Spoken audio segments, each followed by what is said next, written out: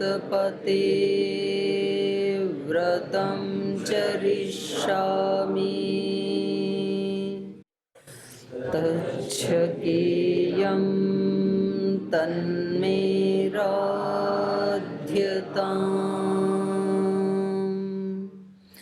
इदमहमनृतात् सत्यमुपैमि ॐ सहना भवतु सहनौ भुनक्तु सह वीर्यं करवावहै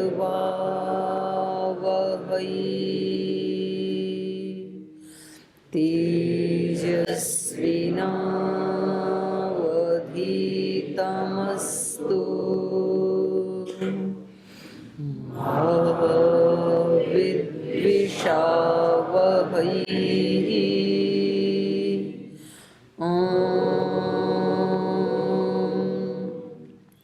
शान्ति शान्ति शान्तिः।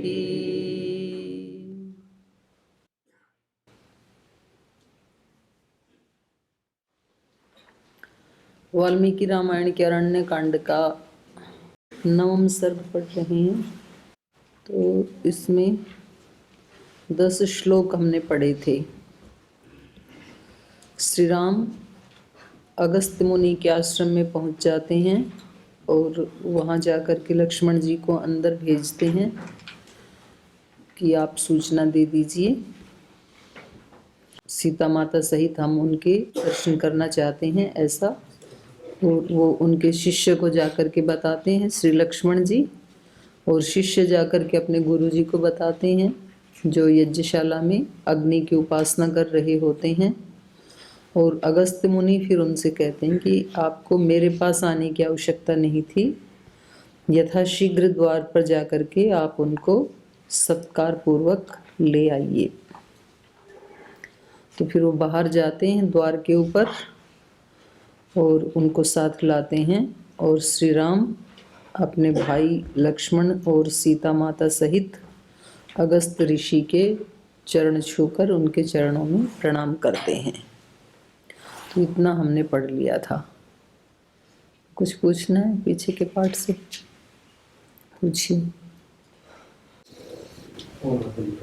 जी भाई। मेरा प्रश्न ध्यान के विषय में था माता जी। किसके विषय में? ध्यान। हाँ। जब हम ध्यान करते हैं तो ध्यान में कुछ दिखना और ना दिखना, इसकी कितनी प्रासंगिकता होती है, उपयोगिता कितनी क्या है, मतलब इसके बारे में जानना था। कि शुरू में साधक ध्यान करता है तो उसको मतलब संसार ही दिखाई देता है, कुछ समय के बाद वो दिखना बंद हो जाता है। एक स्थिति ऐसी आती है तो कुछ भी नहीं दिखता। वो एक मतलब असमंजस वाली स्थिति है कि मतलब आप सही दिशा में जा रहा है, नहीं जा रहा ध्यान। आपको क्या देखना है? आपको क्या देखना था, मतलब कि कुछ नहीं दिख रहा है? अलग अलग मेडिटेशन सेंटर में आता है जो बताते हैं ना, वही दिखना शुरू आता है ध्यान में। मतलब मन ऐसी कल्पना करने लग जाता है, दिमाग दिखाता है वो सब सारी चीजें। उनका छोड़ो, आप अपना बताओ, आप क्या देखना चाहते हो? मतलब आपकी क्या स्थिति है वो बताओ ना। आप और हम चर्चा करेंगे, बाकी छोड़ो आप जी। प्रश्न अपना है। जैसे पहले मैं ध्यान करता था माता जी, तो मैं घर परिवार रिश्तेदार इन सब की याद आती थी, सारी पुराने संस्कार। अब जैसे दीदी स्थिति मतलब ऐसी बनती, कुछ दिखता नहीं है। और कभी प्रकाश दिखाई दिया, कभी अंधकार, कभी गुरु महाराज जी दिखाई दिए, कभी राम जी जैसे आप कथा पढ़ाते हो, बस ये चीजें दिखाई देती है। तो इससे आगे भी कोई स्थिति है, मतलब कहाँ तक आगे जा सकता है आदमी? आपके अनुभव के अनुसार आप क्या देखते हो ध्यान में? इसके आगे भी कोई स्थिति है कि अंतिम स्थिति है? ये तो बाहर है ही सारी, यही अंतिम स्थिति है, तो अंदर जाने की क्या जरूरत है? गुरु जी को रामायण को आंख खोल के देख लो, उसके लिए आंख मीचने की क्या जरूरत? आपके अनुभव के अनुसार माता जी आप ध्यान करते हो तो मेरा अनुभव मेरे काम आएगा, आपका अनुभव आपके काम आएगा। मेरे वाले से क्यों आप तुलना कर रहे हो? सीखने के लिए थोड़ा। ये तो सिखा तो रहे हैं, महर्षि पतंजलि जी तो सिखा रहे हैं। बताओ क्या सिखा रहे हैं महर्षि जी, क्या कह रहे हैं? निर्विचार वाली जो स्थिति माता जी, वो सबसे उत्तम बताते हैं महर्षि जी। ये तो सारे विचार ही हैं, क्योंकि आपके अंदर रामायण घुस नहीं सकती, गुरु जी घुस नहीं सकते, और फिर भी गुरु जी दिख रहे हैं, तो ये तो विचार ही है। निर्विचार कहाँ हुआ? निर्विचार तो नहीं हुआ। रिश्तेदार हैं वो भी बाहर हैं, आपके अंदर तो घुस नहीं सकते, वो भी विचारों में ही घुसे हुए हैं। तो विचार है, निर्विचार कहाँ है? आप कह रहे हो ध्यानम निर्विषयम, निर्विचार नहीं निर्विषयम कहा है वैसे वहाँ पर, निर्विचार आप कह रहे हो, निर्विचार वैशारद्य अध्यात्म प्रसाद ऐसे कहा है वहाँ पर। तो ध्यान के लिए क्या कहा? ध्यान किसे कहते हैं? महर्षि पतंजलि जी की भाषा में बताइए। अभी तो आपने बताओ ये भी नहीं सीखा है कि ध्यान किसे कहते हैं, और आप मेरे को कह रहे हो कि अंतिम स्थिति है कि कुछ और भी होता है। ध्यान किसे कहते हैं महर्षि पतंजलि जी की भाषा में बताइए। वो बता रहे हो, सूत्र बोलो पहले। तत्र प्रत्येकतानता ध्यानम, प्रत्येकतानता ऐसे मत बोलो, अशुद्ध मत बोलो, शुद्ध। अब इसका अर्थ बताओ। तत्र का क्या अर्थ है? तत्र मतलब इतना तो पढ़ ही लिया होगा। तत्र माने, अरे बाकी क्यों बोल रहे हो? शाब्दिक करे तो तत्र माने वहाँ। तत्र माने वहाँ, ठीक है। वहाँ कहाँ? सर्वनाम शब्द अपने से पीछे वाले का ग्रहण करवाते हैं ना, धारणा में। हाँ, उससे पहले धारणा चल रही थी ना। तो तत्र मतलब उस धारणा में, प्रत्यय मतलब, प्रत्यय मतलब प्रत्यय युग अलग, प्रकृति प्रत्यय वाला प्रत्यय मात्र अलग। हाँ बताओ ना, जो आता है वही बताओ। तो मतलब धारणा की निरंतर स्थिति है ना माता जी। अरे प्रत्यय का अर्थ पूछ रही हूँ भाई साहब। प्रत्यय, प्रत्यय मतलब ज्ञान। तत्र उस धारणा में, प्रत्यय मतलब ज्ञान, एकतानता मतलब हाँ कंटिन्यूटी, लगातार। तो उस धारणा में जब एक ही ज्ञान की कंटिन्यूटी बनी रहती है, निरंतर ये बना रहता है, उसको ध्यान कहते हैं। तो पहले तो ये आपको पता लगाना चाहिए कि आपने धारणा किस पे की थी,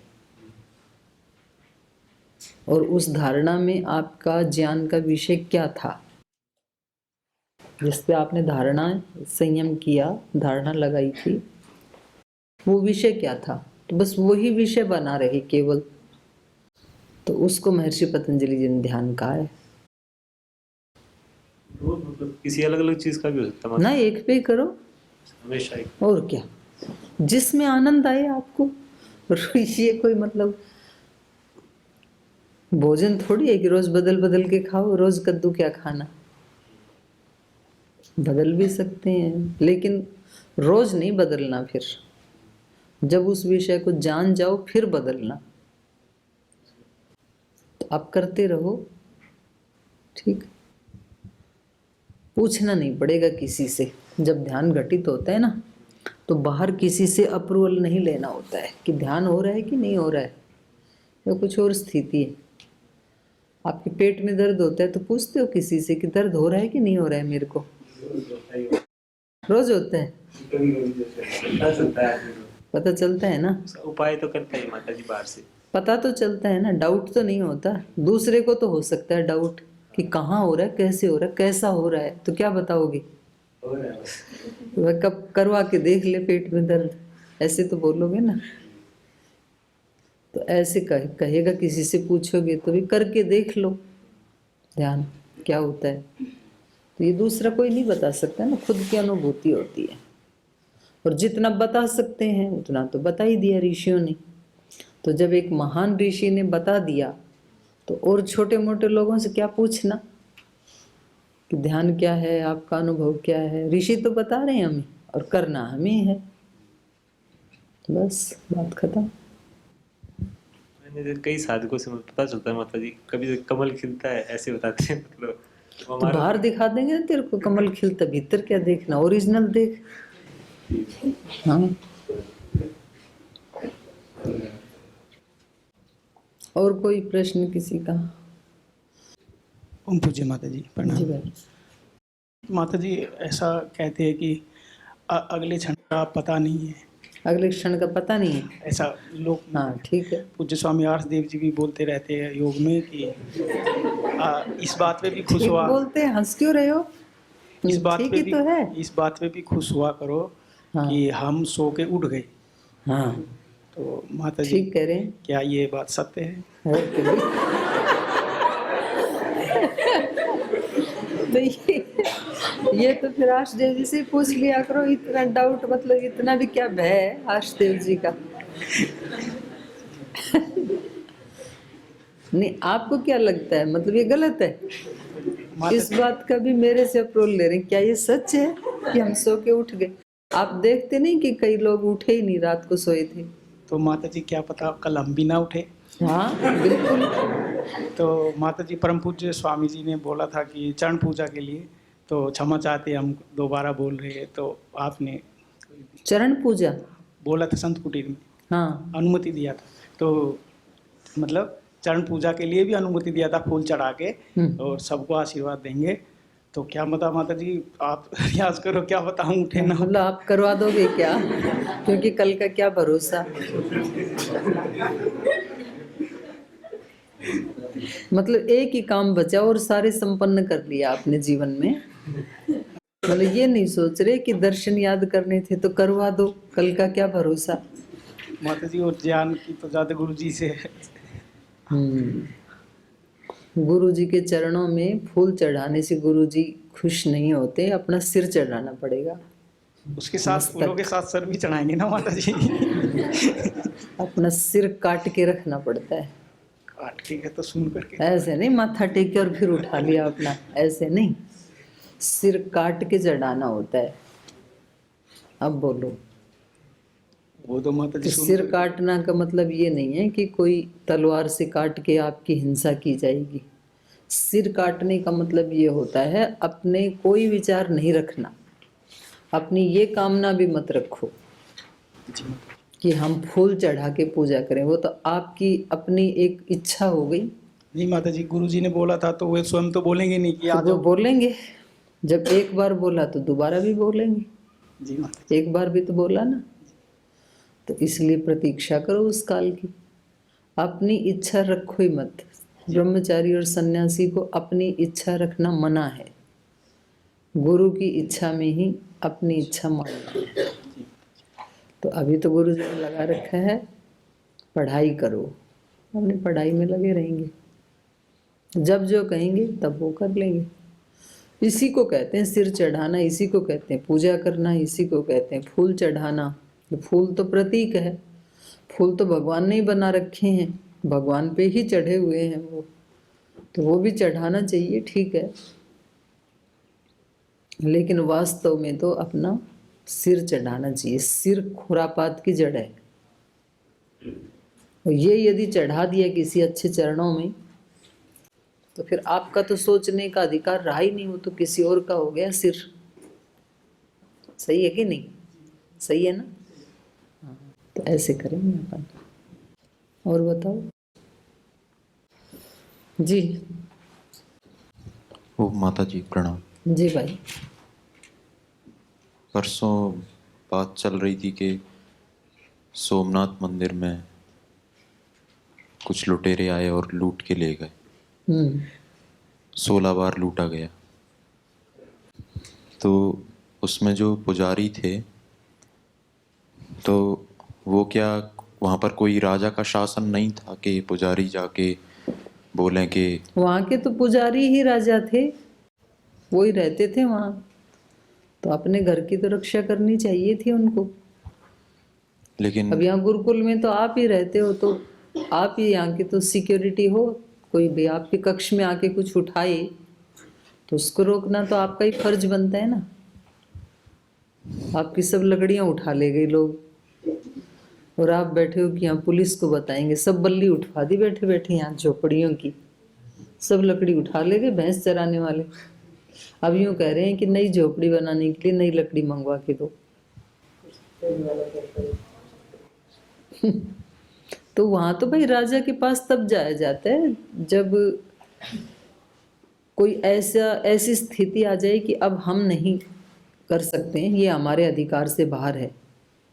इतना तो हमारे अधिकार में है, इतना तो आप सामान्य रूप से भी करते ही हो। आपकी कोई पुस्तक उठाता है तो पुलिस के पास थोड़ी जाओगे आप। आपस में, तो अपना ही फर्ज बनता है, भाई ये मेरी पुस्तक है, ये मत उठाओ आप। तो इतना तो बोलना ही चाहिए था उनको। और अपने घर में तो जब वो लुटेरे आए हैं तो उनसे अपना सामान सारे इकट्ठे होके यदि उनको भगाते तो नहीं होता। अब चोर चुरा के ले गए, अब राजा के पास जाते रहो आप। अब वहां से कौन लाएगा बताओ? वो तो उठा उठा के ले गए विदेशों में, जहाज भर भर करके।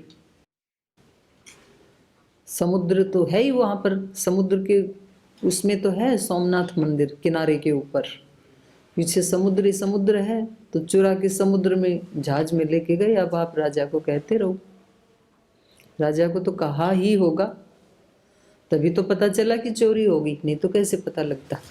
तो 16 बार जब चोरी हुई तो क्या राजा यही ने तो कुछ विडंबना है। एक्शन नहीं लिया? ये बात तो भाई मेरे से क्यों पूछ रहे हो, पुजारियों से पूछनी चाहिए, यही मैं बता रही थी। नहीं मैं होती तो जरूर अगली बार तो जागरूक रहती।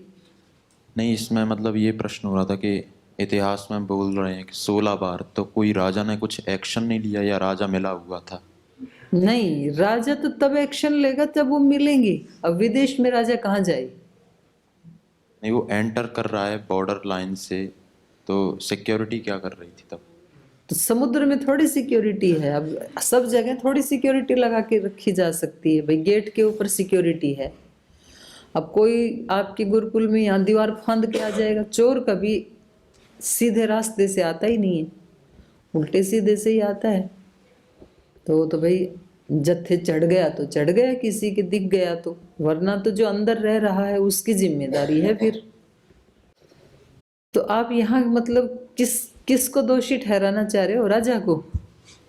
मेरे मन में ये प्रश्न था मुख्य कि जैसे बोलते हैं वर्णाश्रम धर्म के अनुसार क्षत्रिय जो रहते थे वो शस्त्र वगैरह चलाना सीखते थे। मतलब आप यूं कह रहे हो कि जो पुजारी थे वो तो सही हैं, क्योंकि वो तो अस्त्र शस्त्र उठा नहीं सकते हैं, तो इसमें पुजारियों को दोष मत दो, दोष तो राजा का है। ये हुई ना बात? हाँ, ऐसा मन में आया। हाँ। तो राजा का तो दोष है, ठीक है, राजा से पहले पुजारियों का दोष है, लेकिन क्योंकि उनके मंदिर में उनके घर में चोरी हुई है और उस स्थान की रक्षा करना उनका प्रथम कर्तव्य है पुजारियों का। तो फिर इस हिसाब से पुजारी को भी शस्त्र वगैरह सीखना चाहिए। नहीं, शस्त्र उठाने की क्या बात है, बिना शस्त्र के नहीं रोक सकते क्या? मार देंगे, हैं? मार देंगे और भाग यहाँ से, ऐसा कह देंगे। नहीं, मारेंगे तब पुलिस को बुलाना उचित है, पर बोले ही नहीं ये तो अनुचित है। अब हम जो कर सकते हैं आत्मरक्षा में, उनको मुक्का मार सकते थे, घूंसा मार सकते थे, उनको इतना तो रोक ही सकते थे ना। उतना भी नहीं किया तो ये ज्यादा दोषी है। ये धर्म नहीं है, ये अधर्म है। तो ये मैंने बताया था। ठीक है, अस्त्र शस्त्र ना उठाते, मैं नहीं कहती हूँ कि तलवार उठाते, और वो भी कोई तलवार हाथ में लेके नहीं आए थे, मंदिर में आए हैं, उनको भी पता है 16 बार लूट चुके कि यहाँ तो कोई बोलने वाला भी नहीं, क्यों तलवार लाएंगे? वो तो पुजारी बन के आएंगे मंदिर में। तो हमें अपने कर्तव्य से विमुखता को छिपाने के लिए दूसरे को ब्लेम नहीं करना, ये दृष्टि रखनी नहीं अपने को। ये दोष उनका नहीं, दोष तो राजा का है। नहीं, राजा का नहीं, प्रथम दोष उनका है। एक बार भी अगर उन्होंने मुठभेड़ की होती और फिर यदि पुलिस नहीं पहुंचती, राजा की सेना नहीं पहुंचती, तब कहा जाता है कि राजा का दोष है। तो बोले ही नहीं, हो तो ध्यान लगा के बैठे हैं, तो गलत बात है। तो और बताओ, इसमें तो दोनों का दोष है, आप उनको बरी नहीं करवा सकते पुजारियों को। पढ़ें आगे, चलो पढ़ते हैं फिर। प्रतिजग्राह काकुत्स्थम अर्चयित्वा सनोदकै कुशल प्रश्नमुक्त्वा च हास्यतामिति चाब्रवीत्। प्रथमं चोपविश्याथ धर्मज्ञो मुनिपुङ्गवः उवाच राममासीनं प्राञ्जलिं धर्मकोविदम् अपूजयित्वा काकुत्स्थ तपस्विनामुपागतम् भुङ्क्ते यः सपरे लोके स्वानि मांसानि खादति। राजा सर्वस्य लोकस्य धर्मचारी महारथः पूजनीयश्च मान्यश्च भवान् प्राप्तः प्रियातिथिः। एवमुक्त्वा फलैर्मूलैर्पुष्पैरन्यैश्च राघवं पूजयित्वा यथा कामं पुनरेवाब्रवीद्वचः। इदं दिव्यं महच्चापं हेमरत्नविभूषितं वैष्णवं पुरुषव्याघ्र निर्मितं विश्वकर्मणा। तो उन्होंने पैर छू करके, चरण स्पर्श करके अगस्त्य मुनि को नमन किया, वंदन किया, प्रणाम किया। प्रतिजग्राह काकुत्स्थम अर्चयित्वा, और फिर उसके पश्चात अगस्त्य ऋषि ने काकुत्स्थम अर्चयित्वा, उन्होंने भी उनको आशीर्वाद दिया, उनकी अर्चना की, स्वागत किया। कैसे स्वागत किया? आसन उदकैहि, उनको पैर धोने के लिए पहले जल दिया जाता है, तो उदक, और फिर उसके बाद आसन दिया जाता है। तो ये कोरोना काल में जो प्रोटोकॉल हमने देखा कि कोई भी बाहर से आया है तो पहले हाथ पैर धो भाई, और ज़्यादा ही है तो बाथरूम में जाके कपड़े वहीं उतार के डाल दो और स्नान करके फिर आके हमारे से मिलो। तो हमारी तो पुरानी परंपरा है ये, क्योंकि यात्रा से कोई व्यक्ति आया है तो कुछ तो बाहर के बैक्टीरिया, कुछ तो वायरस लाया होगा, तो इसलिए पहले हाथ पैर धुलवाना ये वैदिक परंपरा है। तो आज जो साइंस बहुत आगे बढ़ने का दंभ भरती है, तो ये साइंस तो हमारे ऋषि सामान्य व्यवहार में प्रयोग करते थे। तो इन्होंने आते ही श्री राम को जल दिया है। पहले आसन उदकई, पहले उनके हाथ पैर धुलवाए, फिर बाद में उनको आसन दिया। कुशल प्रश्नम उक्त्वा, और फिर उनका कुशल क्षेम पूछा जाता है। ये कई बार आया है रामायण में। तो एक छोटे से छोटा व्यवहार भी रामायण हमें सिखाती है कि कोई व्यक्ति आया है या आप किसी के यहाँ जाते हैं तो सबसे पहला कर्तव्य क्या है, मतलब बिहेवियर का प्रोटोकॉल क्या है, पहले सीक्वेंस क्या है? पहले उसका कुशल क्षेम पूछना। मानो आप किसी के घर में दान लेने गए हैं और जाते ही कहो किसी पर्ची काटनी है हमें तो आपकी, और वो व्यक्ति किस स्थिति में है, उसके घर में प्रसन्नता है, कोई कष्ट है, कोई पीड़ा है, उसका शरीर स्वस्थ है नहीं है, पहले उसका तो पूछो कुशल क्षेम। जाते ही अपनी बात कह दिया आपने तो वो इरिटेट होके आपको धन तो क्या देगा, थोड़ी सी गालियां जरूर दे देगा। या हम किसी के पास जाते हैं या हमारे यहाँ कोई आता है तो सबसे पहला काम क्या है हमारा? कुशल क्षेम पूछना उसका। क्योंकि अतिथि रास्ते से आया है, यात्रा में सब ठीक तो रहा, आज भी पूछा जाता है। कोई आता है तो पूछते हैं ना कि यात्रा ठीक रही आपकी, ये सबसे पहले पूछा जाता है। तो इन्होंने भी कुशल प्रश्नम उक्त्वा च ही आस्यताम इति च अब्रवीत। सब कुशल मंगल, तो फिर बैठिए, ये आपका आसन है, आसन ग्रहण कीजिए। आस्यताम इति च अब्रवीत। प्रथमं च उपविश्य अथ धर्मज्ञ मुनिपुंगवः उवाच। तो पहले उनको बिठाया श्री राम को, उसके बाद मुनिपुंगवः, मुनिश्रेष्ठ, धर्मज्ञ, जो धर्म को जानने वाले हैं। रामायण में ये शब्द खूब ही आता है। माता सीता के लिए धर्मज्ञ, राम के लिए धर्मज्ञ, ऋषि के लिए धर्मज्ञ। धर्म को बहुत ही महत्व दिया जाता था उस काल में, ऐसे लगता है रामायण को पढ़ के। और हर व्यक्ति यदि अपने अपने धर्म का पालन करे ना, तो एक ही दिन में धरती से सारे दुख, शोक, अपराध खत्म। अभी तो इतनी पुलिस, इतनी फोर्स, इतने स्कूल, इतनी अनुशासन समितियां सब लगा रखा है, फिर भी नहीं संभलता है। फिर भी रोज नया कुछ ना कुछ उत्पात होता ही रहता है। और यदि सब अपने अपने धर्म का पालन करने लग जाएं, बस एक ही काम करना है, अपने धर्म का पालन, दूसरों का देखना ही नहीं है, तो सारे अपराध खत्म। क्योंकि कोई ना कोई व्यक्ति तो अपने धर्म को छोड़ता है।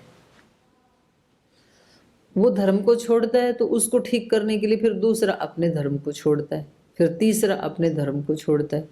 ऐसे करके सबका टूट जाता है। फिर जब बच्चे माता पिता की बात सुनते नहीं हैं तो फिर माता पिता अपने धर्म से नीचे आते हैं, उनको डांटना पड़ता है, पीटना पड़ता है। तो माता पिता का तो काम था स्नेह करना,